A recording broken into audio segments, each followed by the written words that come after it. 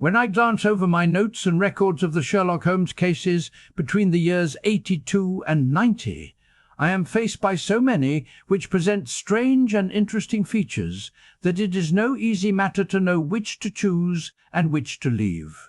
Some, however, have already gained publicity through the papers, and others have not offered a field for those peculiar qualities which my friend possessed in so high a degree, and which it is the object of these papers to illustrate. Some, too, have baffled his analytical skill, and would be, as narratives, beginnings without an ending, while others have been but partially cleared up, and have their explanations founded rather upon conjecture and surmise than on that absolute logical proof which was so dear to him. There is, however, one of these last, which was so remarkable in its details and so startling in its results, that I am tempted to give some account of it, in spite of the fact that there are points in connection with it which never have been, and probably never will be, entirely cleared up. The year 87 furnished us with a long series of cases of greater or less interest, of which I retain the records. Among my headings under this 12 months, I find an account of the adventure of the Paradol Chamber, of the Amateur Mendicant Society, who held a luxurious club in the lower vault of a furniture warehouse, of the facts connected with the loss of the British bark, Sophie Anderson, of the singular adventures of the Grice Pattersons in the island of Uffa, and, finally, of the Camberwell poisoning case. In the latter, as may be remembered, Sherlock Holmes was able, by winding up the dead man's watch, to prove that it had been wound up 2 hours before, and that therefore the deceased had gone to bed within that time. A deduction which was of the greatest importance in clearing up the case.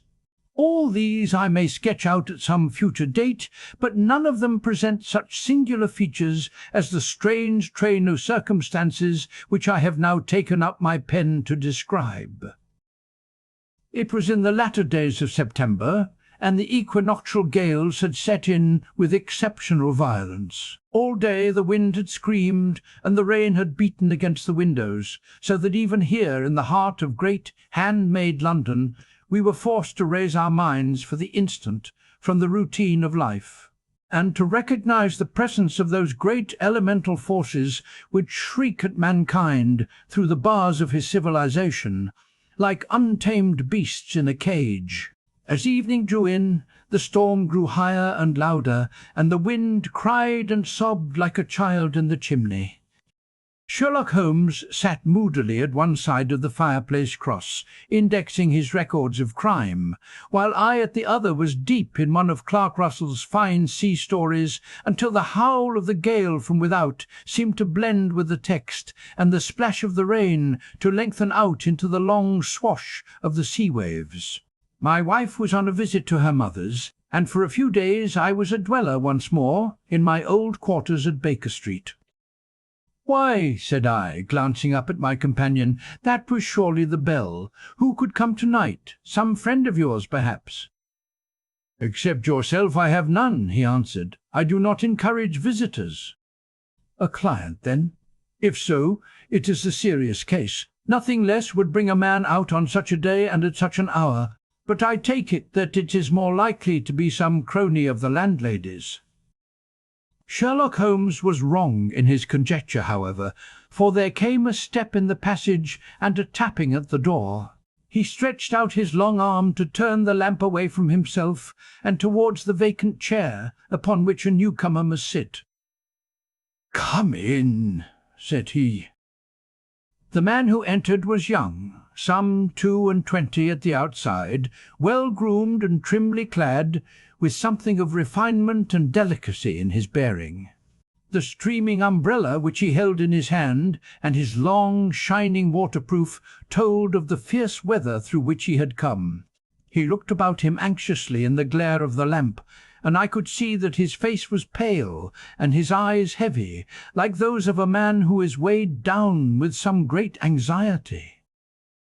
"I owe you an apology," he said, raising his golden pince-nez to his eyes. "I trust that I am not intruding. I fear that I have brought some traces of the storm and rain into your snug chamber." "Give me your coat and umbrella," said Holmes. "They may rest here on the hook, and will be dry presently." "You have come up from the southwest, I see." "Yes, from Horsham." "That clay and chalk mixture which I see upon your toe-caps is quite distinctive." "I have come for advice. That is easily got." "And help. That is not always so easy. I have heard of you, Mr. Holmes. I heard from Major Prendergast how you saved him in the Tankerville Club scandal." "Ah, of course. He was wrongfully accused of cheating at cards. He said that you could solve anything. He said too much, that you are never beaten. I have been beaten 4 times, 3 times by men, and once by a woman." "But what is that compared with the number of your successes?" "It is true that I have been generally successful. Then you may be so with me. I beg that you will draw your chair up to the fire and favour me with some details as to your case. It is no ordinary one. None of those which come to me are. I am the last court of appeal. And yet I question, sir, whether in all your experience you have ever listened to a more mysterious and inexplicable chain of events than those which have happened in my own family." "You fill me with interest," said Holmes. "Pray give us the essential facts from the commencement, and I can afterwards question you as to those details which seem to me to be most important." The young man pulled his chair up and pushed his wet feet out towards the blaze. "My name," said he, "is John Openshaw, but my own affairs have, as far as I can understand, little to do with this awful business. It is a hereditary matter. So in order to give you an idea of the facts, I must go back to the commencement of the affair. You must know that my grandfather had 2 sons, my uncle Elias and my father Joseph. My father had a small factory at Coventry, which he enlarged at the time of the invention of bicycling. He was a patentee of the Openshaw unbreakable tire, and his business met with such success that he was able to sell it and to retire upon a handsome competence. My uncle Elias emigrated to America when he was a young man and became a planter in Florida, where he was reported to have done very well. At the time of the war he fought in Jackson's army, and afterwards under Hood, where he rose to be a colonel. When Lee laid down his arms, my uncle returned to his plantation, where he remained for 3 or 4 years. About 1869 or 1870 he came back to Europe and took a small estate in Sussex near Horsham. He had made a very considerable fortune in the States, and his reason for leaving them was his aversion to the negroes, and his dislike of the Republican policy in extending the franchise to them. He was a singular man, fierce and quick-tempered, very foul-mouthed when he was angry, and of a most retiring disposition. During all the years that he lived at Horsham, I doubt if ever he set foot in the town. He had a garden and 2 or 3 fields round his house, and there he would take his exercise, though very often for weeks on end he would never leave his room. He drank a great deal of brandy and smoked very heavily, but he would see no society and did not want any friends, not even his own brother. He didn't mind me. In fact, he took a fancy to me, for at the time when he saw me first I was a youngster of 12 or so. This would be in the year 1878, after he had been 8 or 9 years in England. He begged my father to let me live with him, and he was very kind to me in his way. When he was sober, he used to be fond of playing backgammon and draughts with me, and he would make me his representative, both with the servants and with the tradespeople, so that by the time that I was 16, I was quite master of the house. I kept all the keys and could go where I liked and do what I liked, so long as I did not disturb him in his privacy. There was one singular exception, however, for he had a single room, a lumber room, up among the attics, which was invariably locked, and which he would never permit either me or anyone else to enter. With a boy's curiosity I have peeped through the keyhole. but I was never able to see more than such a collection of old trunks and bundles as would be expected in such a room. One day, it was in March 1883, a letter with a foreign stamp lay upon the table in front of the Colonel's plate. It was not a common thing for him to receive letters, for his bills were all paid in ready money, and he had no friends of any sort. "From India," said he as he took it up. "Pondicherry postmark. What can this be?" Opening it hurriedly, out there jumped 5 little dried orange pips, which pattered down upon his plate. I began to laugh at this, but the laugh was struck from my lips at the sight of his face. His lip had fallen, his eyes were protruding, his skin the colour of putty, and he glared at the envelope which he still held in his trembling hand.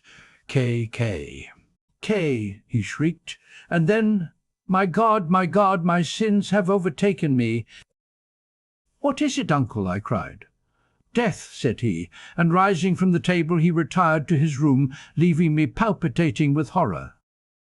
I took up the envelope and saw scrawled in red ink upon the inner flap, just above the gum, the letter K, 3 times repeated. There was nothing else save the 5 dried pips. What could be the reason of his overpowering terror? I left the breakfast table, and as I ascended the stair I met him coming down with an old rusty key, which must have belonged to the attic, in one hand, and a small brass box, like a cash box, in the other. "They may do what they like, but I'll checkmate them still," said he with an oath. "Tell Mary that I shall want a fire in my room to-day, and send down to Fordham, the Horsham lawyer." I did as he ordered, and when the lawyer arrived I was asked to step up to the room. The fire was burning brightly, and in the grate there was a mass of black fluffy ashes, as of burned paper, while the brass box stood open and empty beside it. As I glanced at the box I noticed with a start that upon the lid was printed the treble K, which I had read in the morning upon the envelope. "I wish you, John," said my uncle, "to witness my will. I leave my estate with all its advantages and all its disadvantages to my brother, your father, whence it will, no doubt, descend to you. If you can enjoy it in peace, well and good. If you find you cannot, take my advice, my boy, and leave it to your deadliest enemy. I am sorry to give you such a two-edged thing, but I can't say what turn things are going to take. Kindly sign the paper where Mr. Baper. Fordham shows you." I signed the paper as directed, and the lawyer took it away with him. The singular incident made, as you may think, the deepest impression upon me, and I pondered over it, and turned it every way in my mind, without being able to make anything of it. Yet I could not shake off the vague feeling of dread which it left behind, though the sensation grew less keen as the weeks passed, and nothing happened to disturb the usual routine of our lives. I could see a change in my uncle, however. He drank more than ever, and he was less inclined for any sort of society. Most of his time he would spend in his room, with the door locked upon the inside, but sometimes he would emerge in a sort of drunken frenzy, and would burst out of the house and tear about the garden, with a revolver in his hand, screaming out that he was afraid of no man, and that he was not to be cooped up, like a sheep in a pen, by man or devil. When these hot fits were over, however, he would rush tumultuously in at the door, and lock and bar it behind him, like a man who can brazen it out no longer, against the terror which lies at the roots of his soul. At such times I have seen his face, even on a cold day, glisten with moisture, as though it were new raised from a basin. Well, to come to an end of the matter, Mr. Holmes, and not to abuse your patience, there came a night when he made one of those drunken sallies from which he never came back. We found him, when we went to search for him, face downward in a little green-scummed pool which lay at the foot of the garden. There was no sign of any violence, and the water was but 2 feet deep, so that the jury, having regard to his known eccentricity, brought in a verdict of suicide. But I, who knew how he winced from the very thought of death, had much ado to persuade myself that he had gone out of his way to meet it. The matter passed, however, and my father entered into possession of the estate and of some 14,000, which lay to his credit at the bank. "One moment," Holmes interposed. "Your statement is, I foresee, one of the most remarkable to which I have ever listened. Let me have the date of the reception by your uncle of the letter and the date of his supposed suicide." "The letter arrived on March 10th, 1883. His death was 7 weeks later, upon the night of May 2nd. "Thank you. Pray proceed." "When my father took over the Horsham property, he, at my request, made a careful examination of the attic, which had been always locked up. We found the brass box there, although its contents had been destroyed. On the inside of the cover was a paper label, with the initials of KKK repeated upon it, and letters, memoranda, receipts, and a register written beneath. These, we presume, indicated the nature of the papers which had been destroyed by Colonel Openshaw. For the rest, there was nothing of much importance in the attic, save a great many scattered papers and notebooks bearing upon my uncle's life in America. Some of them were of the war-time, and showed that he had done his duty well and had borne the repute of a brave soldier. Others were of a date during the reconstruction of the Southern States, and were mostly concerned with politics, for he had evidently taken a strong part in opposing the carpet-bag politicians who had been sent down from the North. Well, it was the beginning of '84 when my father came to live at Horsham, and all went as well as possible with us until the January of '85. On the 4th day after the New Year, I heard my father give a sharp cry of surprise as we sat together at the breakfast table. There he was, sitting with a newly opened envelope in one hand and 5 dried orange pips in the outstretched palm of the other one. He had always laughed at what he called my cock-and-bull story about the Colonel, but he looked very scared and puzzled now that the same thing had come upon himself. "Why, what on earth does this mean, John?" he stammered. My heart had turned to lead. "It is KKK," said I. He looked inside the envelope. "So it is," he cried. "Here are the very letters. But what is this written above them?" "Put the papers on the sundial," I read, peeping over his shoulder. "What papers? What sundial?" he asked. "The sundial in the garden." "There is no other," said I. "But the papers must be those that are destroyed." "Pooh," said he, gripping hard at his courage. "We are in a civilized land here, and we can't have tomfoolery of this kind. Where does the thing come from?"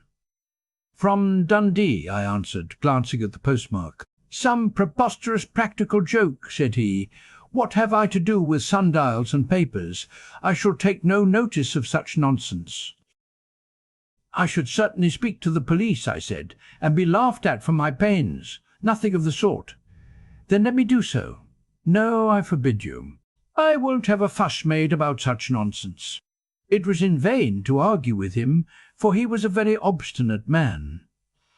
I went about, however, with a heart which was full of forebodings. On the 3rd day after the coming of the letter, my father went from home to visit an old friend of his, Major Freebody, who is in command of one of the forts upon Portsdown Hill. I was glad that he should go, for it seemed to me that he was farther from danger when he was away from home. In that, however, I was in error. Upon the 2nd day of his absence I received a telegram from the Major, imploring me to come at once. My father had fallen over one of the deep chalk pits which abound in the neighbourhood, and was lying senseless, with a shattered skull. I hurried to him, but he passed away without having ever recovered his consciousness. He had, as it appears, been returning from Fareham in the twilight, and as the country was unknown to him and the chalk pit unfenced, the jury had no hesitation in bringing in a verdict of death from accidental causes. Carefully as I examined every fact connected with his death, I was unable to find anything which could suggest the idea of murder. There were no signs of violence, no footmarks, no robbery, no record of strangers having been seen upon the roads. And yet I need not tell you that my mind was far from at ease, and that I was well nigh certain that some foul plot had been woven round him. In this sinister way I came into my inheritance. You will ask me why I did not dispose of it? I answer, because I was well convinced that our troubles were in some way dependent upon an incident in my uncle's life, and that the danger would be as pressing in one house as in another. It was in January 85 that my poor father met his end, and 2 years and 8 months have elapsed since then. During that time I have lived happily at Horsham, and I had begun to hope that this curse had passed away from the family, and that it had ended with the last generation. I had begun to take comfort too soon, however. Yesterday morning the blow fell in the very shape in which it had come upon my father. The young man took from his waistcoat a crumpled envelope, and turning to the table he shook out upon it 5 little dried orange pips. "This is the envelope," he continued. "The postmark is London Eastern Division. Within are the very words which were upon my father's last message, KKK, and then put the papers on the sundial." "What have you done?" asked Holmes. "Nothing." "Nothing?" To tell the truth, he sank his face into his thin white hands. "I have felt helpless. I have felt like one of those poor rabbits when the snake is writhing towards it. I seem to be in the grasp of some resistless, inexorable evil which no foresight and no precautions can guard against." "Tut, tut!" cried Sherlock Holmes. "You must act, man, or you are lost. Nothing but energy can save you. This is no time for despair. I have seen the police." "Ah!" But they listened to my story with a smile. "I am convinced that the inspector has formed the opinion that the letters are all practical jokes, and that the deaths of my relations were really accidents, as the jury stated, and were not to be connected with the warnings." Holmes shook his clenched hands in the air. "Incredible imbecility!" he cried. "They have, however, allowed me a policeman who may remain in the house with me. Has he come with you tonight?" "No. His orders were to stay in the house." Again Holmes raved in the air. "Why did you come to me?" he said. "And, above all, why did you not come at once?" "I did not know. It was only today that I spoke to Major Prendergast about my troubles, and was advised by him to come to you. It is really 2 days since you had the letter. We should have acted before this. You have no further evidence, I suppose, than that which you have placed before us? No suggestive detail which might help us?" "There is one thing," said John Openshaw. He rummaged in his coat pocket, and, drawing out a piece of discoloured blue-tinted paper, he laid it out upon the table. "I have some remembrance," said he, "that on the day when my uncle burned the papers I observed that the small unburned margins which lay amid the ashes were of this particular colour. I found this single sheet upon the floor of his room, and I am inclined to think that it may be one of the papers which has, perhaps, fluttered out from among the others, and in that way has escaped destruction. Beyond the mention of PIPS, I do not see that it helps us much. I think myself that it is a page from some private diary. The writing is undoubtedly my uncle's." Holmes moved the lamp, and we both bent over the sheet of paper, which showed by its ragged edge that it had indeed been torn from a book. It was headed March 1869, and beneath were the following enigmatical notices. 4th, Hudson came. Same old platform. 7th, set the pips on Macaulay, Paramore, and John Swain of St. Augustine. 9th, Macaulay cleared. 10th, John Swain cleared. 12th, visited Paramore. All well. "Thank you," said Holmes, folding up the paper and returning it to our visitor. "And now you must on no account lose another instant. We cannot spare time even to discuss what you have told me. You must get home instantly and act. What shall I do? There is but one thing to do. It must be done at once. You must put this piece of paper which you have shown us into the brass box which you have described. You must also put in a note to say that all the other papers were burned by your uncle, and that this is the only one which remains. You must assert that in such words as will carry conviction with them. Having done this, you must at once put the box out upon the sundial, as directed. Do you understand? Entirely. Do not think of revenge, or anything of the sort at present. I think that we may gain that by means of the law, but we have our web to weave, while theirs is already woven. The first consideration is to remove the pressing danger which threatens you. The second is to clear up the mystery and to punish the guilty parties. I thank you, said the young man, rising and pulling on his overcoat. You have given me fresh life and hope. I shall certainly do as you advise. Do not lose an instant. And, above all, take care of yourself in the meanwhile, for I do not think that there can be a doubt that you are threatened by a very real and imminent danger. How do you go back? By train from Waterloo. It is not yet 9. The streets will be crowded, so I trust that you may be in safety, and yet you cannot guard yourself too closely. I am armed. That is well. Tomorrow I shall set to work upon your case. I shall see you at Horsham then. No, your secret lies in London. It is there that I shall seek it. Then I shall call upon you in a day or in 2 days, with news as to the box and the papers. I shall take your advice in every particular. He shook hands with us and took his leave. Outside the wind still screamed, and the rain splashed and pattered against the windows. This strange, wild story seemed to have come to us from amid the mad elements blown in upon us like a sheet of seaweed in a gale, and now to have been reabsorbed by them once more. Sherlock Holmes sat for some time in silence, with his head sunk forward and his eyes bent upon the red glow of the fire. Then he lit his pipe, and leaning back in his chair, he watched the blue smoke rings as they chased each other up to the ceiling.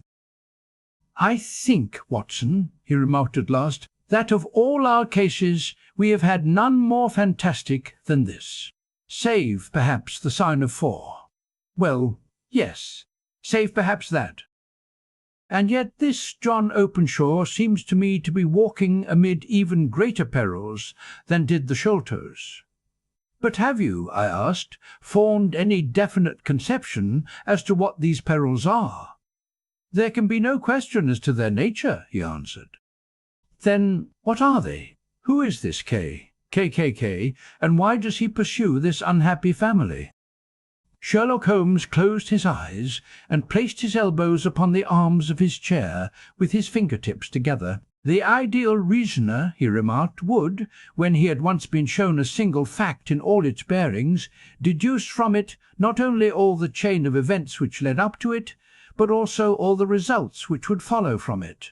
As Cuvier could correctly describe a whole animal by the contemplation of a single bone, so the observer who has thoroughly understood one link in a series of incidents should be able to accurately state all the other ones, both before and after.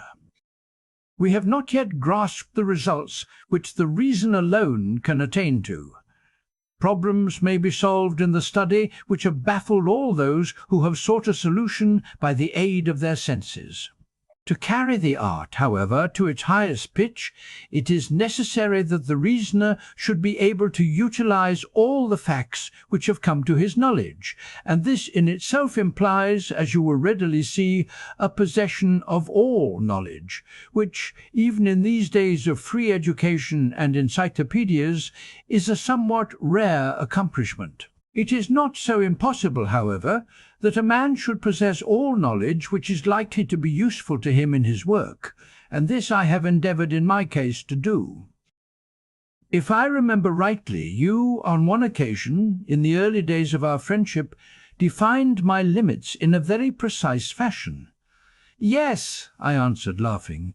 It was a singular document. Philosophy, astronomy, and politics were marked at 0, I remember. Botany variable, geology profound as regards the mudstains from any region within 50 miles of town, chemistry eccentric, anatomy unsystematic, sensational literature and crime records unique, violin player, boxer, swordsman, lawyer, and self-poisoner by cocaine and tobacco. Those, I think, were the main points of my analysis.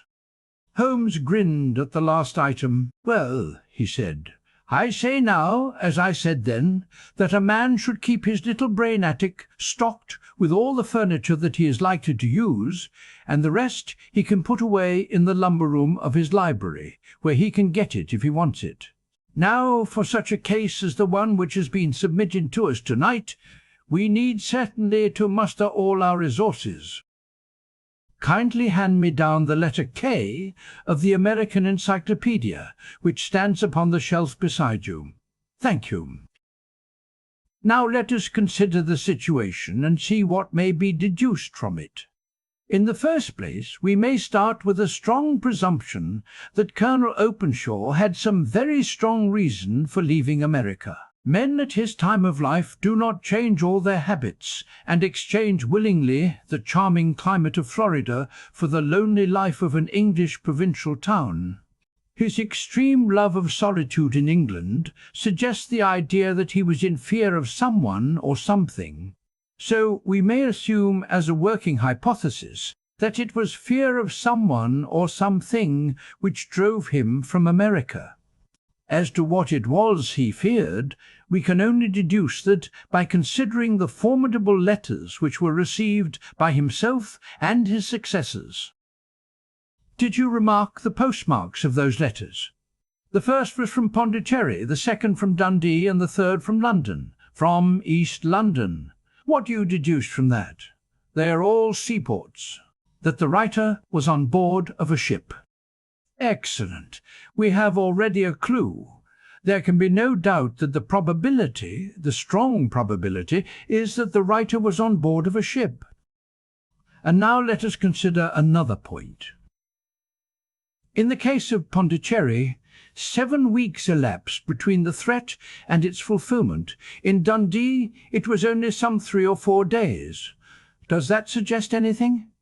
A greater distance to travel. But the letter had also a greater distance to come. Then I do not see the point. There is at least a presumption that the vessel in which the man or men are is a sailing ship. It looks as if they always send their singular warning or token before them when starting upon their mission. You see how quickly the deed followed the sign when it came from Dundee. If they had come from Pondicherry in a steamer, they would have arrived almost as soon as their letter. But, as a matter of fact, 7 weeks elapsed. I think that those 7 weeks represented the difference between the mail boat which brought the letter and the sailing vessel which brought the writer. It is possible. More than that, it is probable. And now you see the deadly urgency of this new case, and why I urged young Openshaw to caution. The blow has always fallen at the end of the time which it would take the senders to travel the distance. But this one comes from London, and therefore we cannot count upon delay. Good God, I cried, what can it mean, this relentless persecution? The papers which Openshaw carried are obviously of vital importance to the person or persons in the sailing ship. I think that it is quite clear that there must be more than one of them. A single man could not have carried out 2 deaths in such a way as to deceive a coroner's jury. There must have been several in it, and they must have been men of resource and determination. Their papers they mean to have, be the holder of them who it may. In this way, you see, KKK ceases to be the initials of an individual and becomes the badge of a society. But of what society? Have you never, said Sherlock Holmes, bending forward and sinking his voice, have you never heard of the Ku Klux Klan? I never have. Holmes turned over the leaves of the book upon his knee. Here it is, said he presently, Ku Klux Klan. A name derived from the fanciful resemblance to the sound produced by cocking a rifle.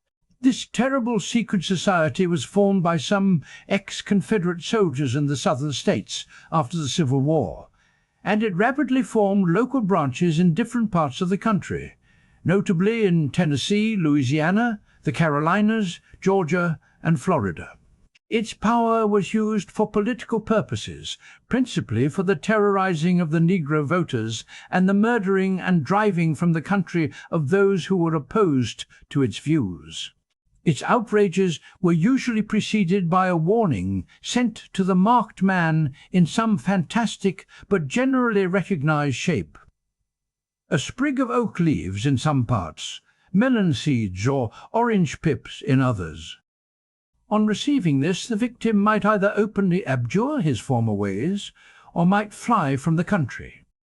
If he braved the matter out, death would unfailingly come upon him, and usually in some strange and unforeseen manner. So perfect was the organization of the society, and so systematic its methods, that there is hardly a case upon record where any man succeeded in braving it with impunity, or in which any of its outrages were traced home to the perpetrators. For some years the organization flourished, in spite of the efforts of the United States government and of the better classes of the community in the South. Eventually, in the year 1869, the movement rather suddenly collapsed, although there have been sporadic outbreaks of the same sort since that date.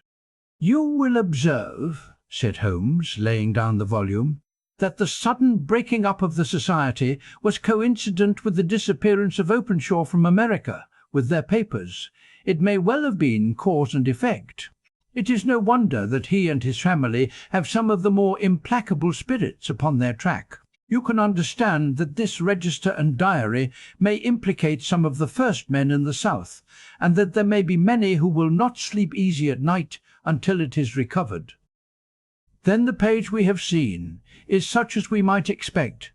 It ran, if I remember right, sent the pips to A, B, and C, that is, sent the society's warning to them. Then there are successive entries that A and B cleared or left the country, and finally that C was visited, with, I fear, a sinister result for C. Well, I think, Doctor, that we may let some light into this dark place, and I believe that the only chance young Openshaw has in the meantime is to do what I have told him. There is nothing more to be said or to be done tonight, so hand me over my violin, and let us try to forget for half an hour the miserable weather and the still more miserable ways of our fellow men.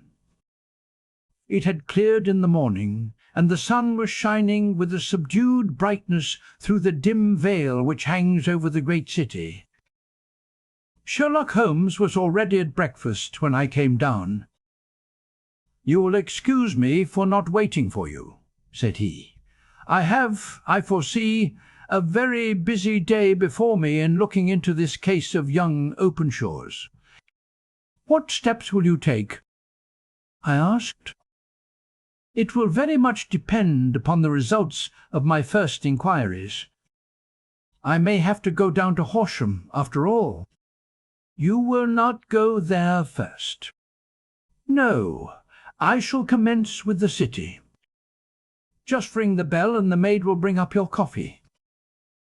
As I waited, I lifted the unopened newspaper from the table and glanced my eye over it. It rested upon a heading which sent a chill to my heart. "Holmes," I cried, "you are too late." "Ah," said he, laying down his cup, "I feared as much." "How was it done?" He spoke calmly, but I could see that he was deeply moved. My eye caught the name of Openshaw, and the heading, "Tragedy near Waterloo Bridge." Here is the account. "Between 9 and 10 last night, Police Constable Cook of the H Division, on duty near Waterloo Bridge, heard a cry for help and a splash in the water. The night, however, was extremely dark and stormy, so that, in spite of the help of several passers-by, it was quite impossible to effect a rescue. The alarm, however, was given, and, by the aid of the water police, the body was eventually recovered. It proved to be that of a young gentleman whose name, as it appears from an envelope which was found in his pocket, was John Openshaw, and whose residence is near Horsham. It is conjectured that he may have been hurrying down to catch the last train from Waterloo Station, and that in his haste and the extreme darkness he missed his path and walked over the edge of one of the small landing places for river steamboats. The body exhibited no traces of violence, and there can be no doubt that the deceased had been the victim of an unfortunate accident, which should have the effect of calling the attention of the authorities to the condition of the riverside landing stages. We sat in silence for some minutes, Holmes more depressed and shaken than I had ever seen him. "That hurts my pride, Watson," he said at last. "It is a petty feeling, no doubt, but it hurts my pride. It becomes a personal matter with me now, and if God sends me health, I shall set my hand upon this gang. That he should come to me for help, and that I should send him away to his death." He sprang from his chair and paced about the room in uncontrollable agitation, with a flush upon his sallow cheeks and a nervous clasping and unclasping of his long, thin hands. "They must be cunning devils," he exclaimed at last. "How could they have decoyed him down there? The embankment is not on the direct line to the station. The bridge, no doubt, was too crowded, even on such a night, for their purpose. Well, Watson, we shall see who will win in the long run. I am going out now." "To the police?" "No, I shall be my own police. When I have spun the web they may take the flies, but not before. All day I was engaged in my professional work, and it was late in the evening before I returned to Baker Street. Sherlock Holmes had not come back yet.